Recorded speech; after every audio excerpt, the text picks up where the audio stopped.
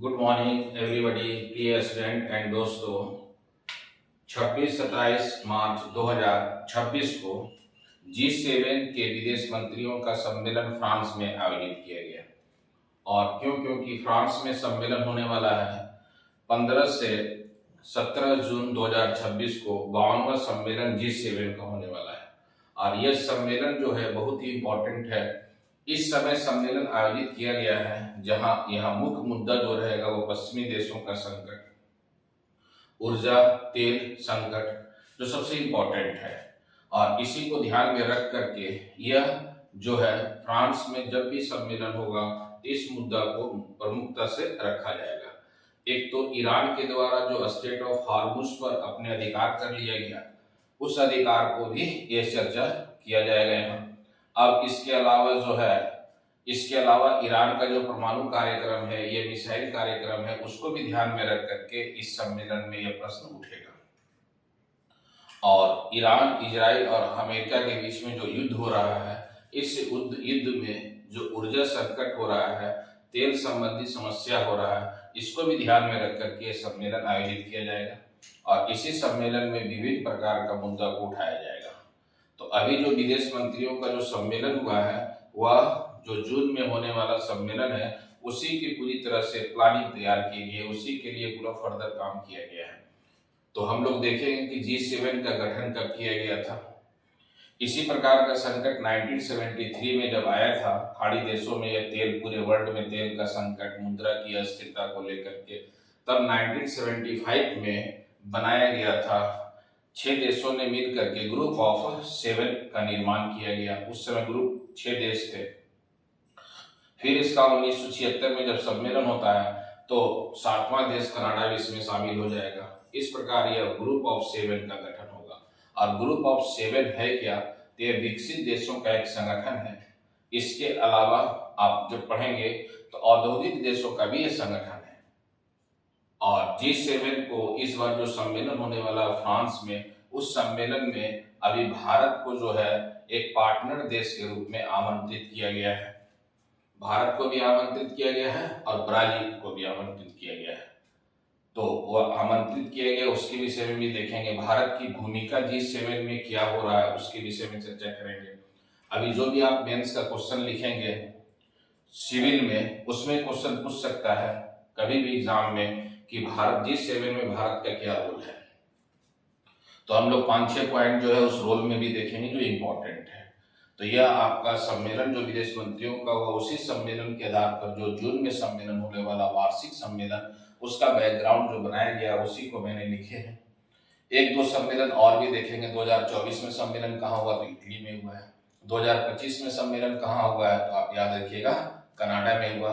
पिछले साल जब कनाडा में सम्मेलन चल रहा था तो अमेरिका और ईरान के बीच में और इजराइल के बीच में युद्ध हुआ था और वो 12 दिनों तक युद्ध चला था, जिसमें अमेरिकी राष्ट्रपति उस G7 के सम्मेलन को बीच में ही छोड़ करके उनको स्वदेश अमेरिका लौट आना पड़ा था।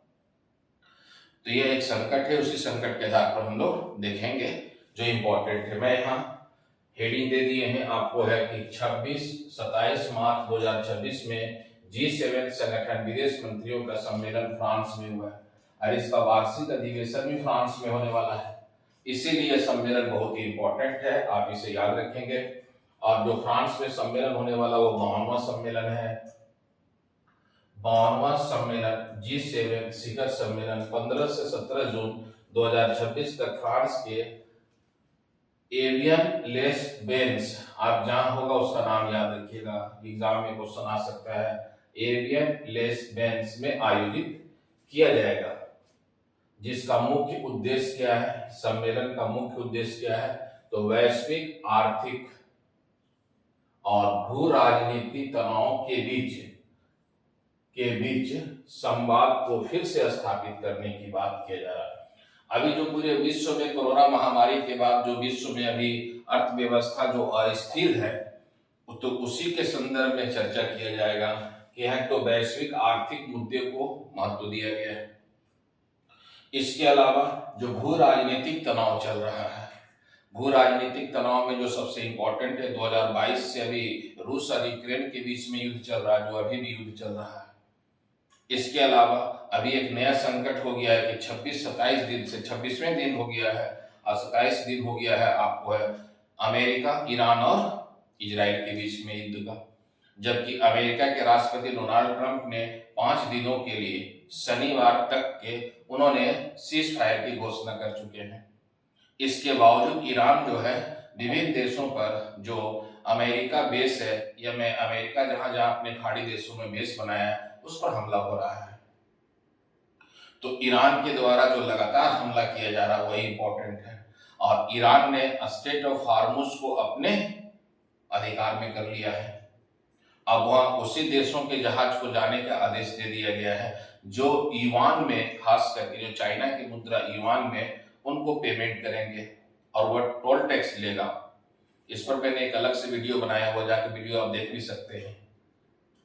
तो ये क्या है, एक नया संकट आया है और उसी संकट का समाधान करने के लिए जब ये सम्मेलन होगा तो वहां पर वार्ता आयोजित किया जाएगा। और मैंने बोला क्या कि G7 का जो सम्मेलन होगा उसमें भारत के प्रधानमंत्री नरेंद्र मोदी और ब्राजील के राष्ट्रपति सिल्वा लुला को आमंत्रित किया गया है।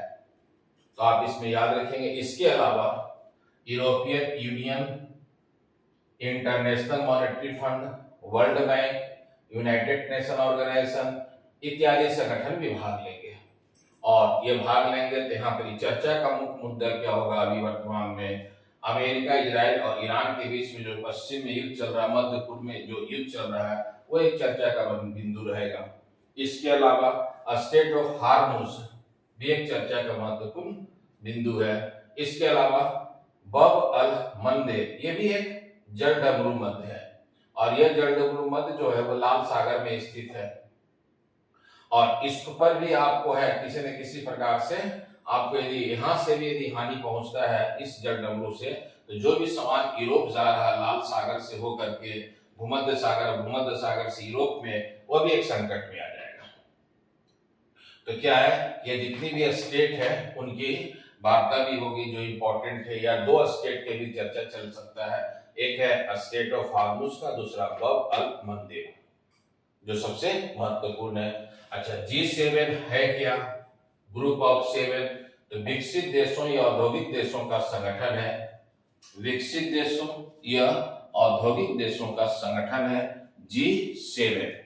एक बार यूपीएससी में यह भी क्वेश्चन पूछा गया है कि G7 कब G8 बन जाएगा और उसमें जब G8 बनेगा तो वो कौन सा देश शामिल होगा, तो उसको भी हमने चर्चा की है, उसको भी आगे देखेंगे।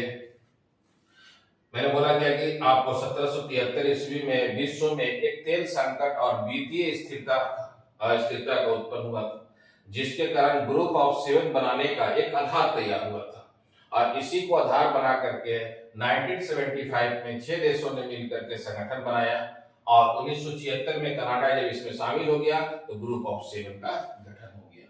ग्रुप ऑफ 7 का प्रतिवर्ष सम्मेलन इन 7 देशों में आयोजित किया जाता है और यह प्रतिवर्ष सम्मेलन होने का मुख्य कारण क्या है कि वर्ल्ड में जो नया चुनौती है उन चुनौतियों को समाप्त करने पर वार्ता किया जाता है।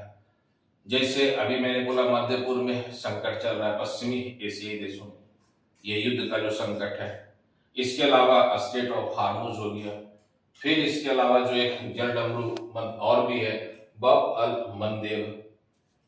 इसके अलावा रूस और यूक्रेन के बीच में जो युद्ध चल रहा है, ये जितने भी युद्ध वगैरह चल रहे हैं ये इस सम्मेलन का महत्वपूर्ण आधार बनेगा, मुद्दा रहेगा। इसके अलावा जब आप देखेंगे क्या कि एक जलवायु परिवर्तन के संबंध में मुद्दा बनेगा, क्योंकि देखिएगा अभी मार्च के अंत में यहाँ काफी बारिश हो रहा है, इसका मुख्य कारण क्या बताया जा रहा है, जलवायु परिवर्तन। तो जलवायु परिवर्तन भी क्या होगा, एक महत्वपूर्ण मुद्दा रहेगा।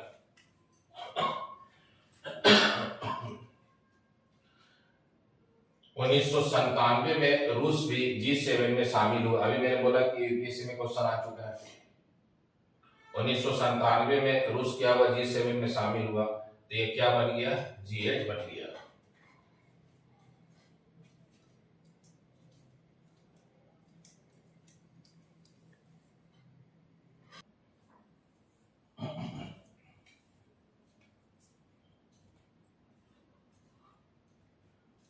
तो 1997 में रूस भी G7 में शामिल हुआ तो G8 बन गया। फिर 2014 में रूस ने क्रीमिया पर अधिकार कर लिया, जिसके कारण रूस को बाहर कर दिया गया। फिर यह G7 बन गया। तो आप इसको याद रख सकते हैं। इसका एक 7 देश है, इसके लिए एक शॉर्ट ट्रिक है, उस शॉर्ट ट्रिक से याद रख सकते हैं। GF जूस, G से जर्मनी, F से फ्रांस, J आपको है जापान, U से यूनाइटेड स्टेट, I से इटली है, C से कनाडा और E से इंग्लैंड। ये 7 देश है। 7 देश के लिए आप ये शॉर्ट ट्रिक में याद रख सकते हैं, GF जूस। अब ये G7 समिट शुरू हुआ है, तो इसको आप याद रखिएगा। मैंने 3 समिट ही दिखाए हैं कि 50वां सम्मेलन 2024 में कहाँ हुआ था, इटली में। 2025 में 51वां समिट हुआ था, कहाँ, कनाडा में। 52वां समिट अभी होगा, कब होगा तो यहाँ डेट लिखे हैं 15 से 17 जून 2026 को एवियन लेस बेंस फ्रांस में होगा, जो इम्पोर्टेंट है। अभी तक तो हम लोगों ने देख रहे थे G7 के संबंध में जो इम्पोर्टेंट है। एक G7 के संबंध में एक चीज और भी आप इम्पोर्टेंट याद रखिएगा, जो है जैसे G7 का पूरे वर्ल्ड का जो GDP है वो लगभग में 44-45% है, और पूरे वर्ल्ड का जो ट्रेड है लगभग 60% के आसपास है। इसके अलावा पूरे वर्ल्ड का पॉपुलेशन लगभग में बहुत ही कम है, 10% के आसपास ही, 10 से 12% के आसपास है, और ये पूरे वर्ल्ड में अपना एक अधिकार बनाए हुए है जो इससे जुड़ा हुआ है। तो आप इसे याद रखिएगा, ये डाटा है।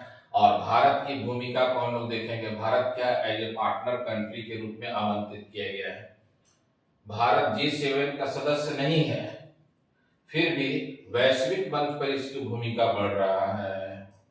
सदस्य नहीं होने के बाद भी भारत को आमंत्रित किया गया है और भारत की भूमिका वैश्विक मंच में बढ़ रहा है, पहला इंपॉर्टेंट। दूसरा, मध्य पूर्व संकट, ऊर्जा संकट, तेल कीमतों पर चर्चा इस बैठक में मुख्य मुद्दा रहेगा। क्यों? क्योंकि युद्ध जब 28 फरवरी को जब वह युद्ध शुरू हुआ था, तो उस समय आपको प्रति बैरल जो था 70 के आसपास, $70 प्रति बैरल था। आज बढ़ करके लगभग में $120 से अधिक हो गया है प्रति बैरल। ये तेल का प्राइस हाई होते जा रहा है, ये युद्ध के कारण। ये चर्चा का मुख्य विषय रहेगा।